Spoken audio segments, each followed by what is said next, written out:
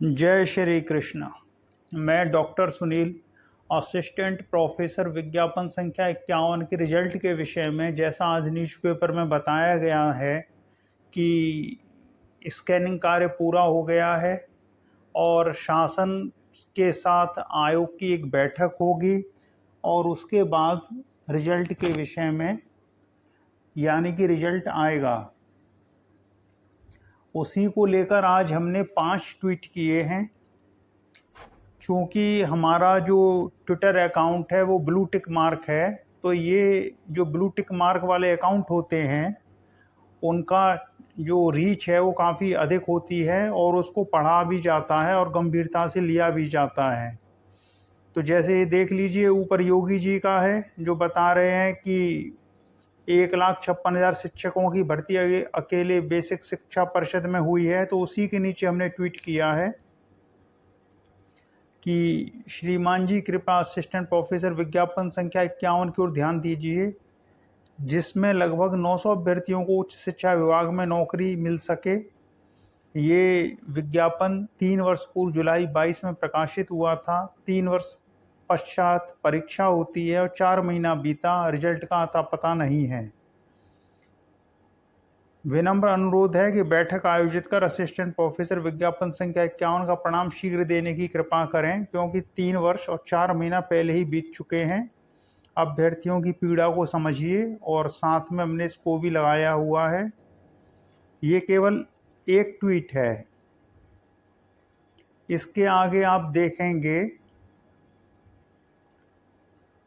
तो जैसे उच्च शिक्षा मंत्री जी हैं, इनके नीचे भी हमने ट्वीट किया है। ये सीएम ऑफिस है, इसके नीचे भी हमने वही ट्वीट किया है। योगी जी का जो ट्विटर अकाउंट है उसके नीचे भी हमने ट्वीट किया है। और योगी जी ने जो दूसरा ट्वीट किया उसके नीचे भी हमने ट्वीट किया है।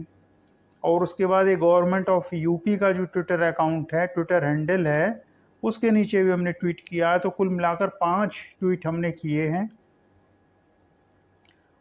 अब जैसे कुछ हमारे ट्वीट ऐसे हैं कि जिन पर लाइक और रीच बहुत अधिक होती है। जैसे एक ट्वीट को देख लीजिए। ये कांग्रेस की नेता रागिनी नायक ने एक ट्वीट किया था मोदी जी के लिए डिग्री को लेके। तो हमने रागिनी नायक को लिखा था कि पीएचडी के साथ आपका स्वभाव भी शांत होना चाहिए। और नीचे हमने बहुत कुछ लिखा था उनको, रागिनी जी को। तो नीचे इसमें आप देख लीजिए, स्क्रीन पर देख लीजिए, 32,000 व्यू है, 350 350 लाइक है, 10 बुकमार्क है, 2 कोट्स है और 27 रीपोस्ट है। तो ब्लू टिक मार्क वाले जो अकाउंट होते हैं, या बात आप ढंग की बात करते हैं, लिखते हैं, तो रीच बहुत ज़्यादा होती है। तो 350 लाइक केवल हमारे इसी ट्वीट पर हैं और 32,000 व्यू है। तो ऐसा नहीं है कि ट्वीट करने से फ़र्क नहीं पड़ता है, बहुत पड़ता है। जब हम ट्वीट करते हैं तो बात शासन पर पहुंच जाती है और शासन स्तर पर उस पर कार्रवाई भी प्रारंभ हो जाती है। अब जैसे आप फेसबुक पर हमारा अकाउंट खोजेंगे, डॉक्टर सुनील हिंदी में टाइप करेंगे तो आपको हमारा अकाउंट मिल जाएगा। उसमें पहले हमारे 700 फ्रेंड हुआ करते थे। हमने एक एक करके सबको हटाया। 450 आए, 300 आए, 250 आए। फिर हमने उनको भी डिलीट किया और हमने केवल 90 फ्रेंड को रहने दिया। और ये 90 वो लोग हैं जो काफ़ी विश्वस्त हैं, घनिष्ठ हैं और शिष्य भाव से हमसे जुड़े हुए हैं। हम अपनी फेसबुक आईडी का लिंक कमेंट बॉक्स में दे देंगे, आप वहां जाकर देख सकते हैं। उन सभी 90 को, कोई डीएसपी है, कोई पीसीएस है, कोई समीक्षा अधिकारी है, कोई अनुभाग अधिकारी है। तो शासन स्तर पर बैठक होनी है तो किसी समीक्षा अधिकारी को कह सकते हैं हम कि पता करके बताओ कब बैठक आयोजित हो रही है। लेकिन ऐसा करना अच्छा नहीं लगता है। यथासंभव किसी से सहायता लेने से बचना चाहिए जब तक बहुत आवश्यक न हो जाए। अपने सभी कार्य के लिए हम एकमात्र भगवान के भरोसे रहते हैं, क्योंकि व्यक्ति से सहायता मांगना एक डिफरेंट चीज़ हो जाती है, उसमें कर्म बंधन भी बन जाता है।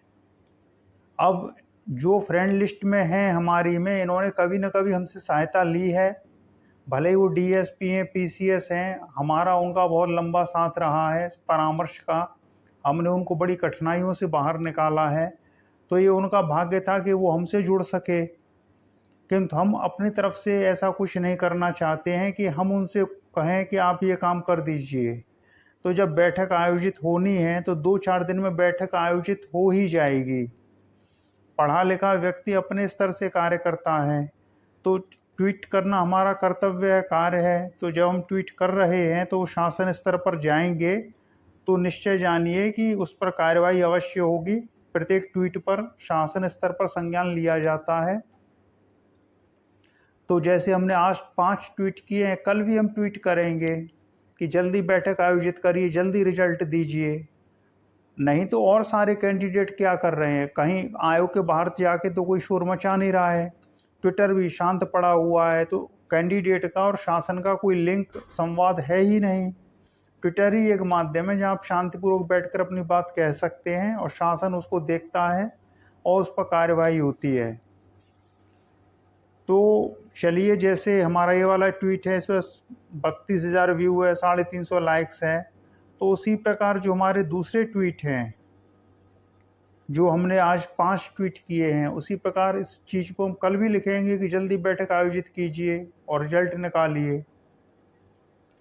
फिर भी कल की स्थिति में और आज की स्थिति में अंतर है। आज समाचार पत्र के माध्यम से ये न्यूज आ चुकी है कि स्कैनिंग कार्य पूरा हो गया है और रिजल्ट कभी भी आ सकता है। तो धैर्य रखना चाहिए, कलयुग में धैर्य ही सबसे बड़ा मित्र है। और इसके अलावा इंटरव्यू की तैयारी कीजिए और कुछ पूछना हो तो कमेंट बॉक्स में लिख दीजिए। हम अपना जो फेसबुक अकाउंट है उसका लिंक कमेंट बॉक्स में देंगे, आप उसको क्लिक करिएगा, आप सीधे हमारी फेसबुक आईडी पर पहुंच जाएंगे। और जो हमारी फ्रेंड लिस्ट है 90 फ्रेंड की, उनको देख लीजिए। हम किसी भी समीक्षा अधिकारी से कह सकते हैं कि जाइए जरा पता करके बताइए, लेकिन उससे क्या होगा, जब बैठक होने ही वाली है तो धैर्य रखा जाए।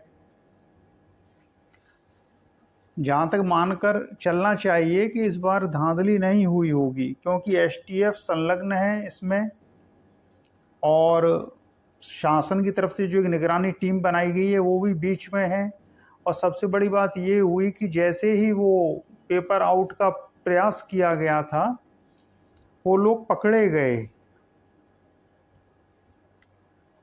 अगर वो लोग पकड़े नहीं जाते, जैसे विज्ञापन संख्या 46 में जो एक फेसबुक ग्रुप है उसका संचालक विज्ञापन संख्या 46 का ही चयनित है, वो पहले हमारे ग्रुप में हुआ करता था और रिजल्ट आने से पहले ही कहने लग गया था कि उसका हो गया, उसका हो गया। हमने कहा रिजल्ट आया नहीं, उससे पहले तुम कैसे कह रहे हो?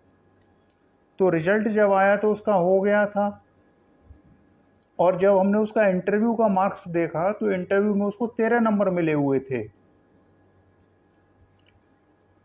जिस कैंडिडेट को इंटरव्यू में 30 में 13 नंबर दिया गया हो, सीधी सी बात है वो कुछ बता ही नहीं पाया होगा, तो वो OMR में धांधली करके चयनित हुआ और आज फेसबुक पर ग्रुप भी चला रहा है। तो ये जो पिछली भर्तियां हुई हैं उच्चतर शिक्षा सेवा चयन आयोग से, उनमें जमकर भ्रष्टाचार हुआ है। इस बार भ्रष्टाचार की आशंका इसलिए निर्मूल जान पड़ रही है कि जो पेपर बेचने वाले थे वो तुरंत पकड़े गए हैं और उसके बाद शासन स्तर से निगरानी टीम भी बनाई गई है। जबकि पहले लोग शोर मचाते रह जाते थे और न आयोग से न शासन से कोई कार्रवाई नहीं होती थी। जो विज्ञापन संख्या 46 का एग्जाम था उसमें जो सचिव थे वो इलाहाबाद हाईकोर्ट द्वारा बर्खास्त किए गए थे। वो फर्जी एसटी का सर्टिफिकेट लगाकर डीएसपी हुए थे, वो बर्खास्त हुए थे। उसके बाद जो अध्यक्ष थे वो गए थे और नए अध्यक्ष जो आए थे RN पांडे जी, उन्होंने स्वयं 250 सादा OMR शीट को पकड़ा था।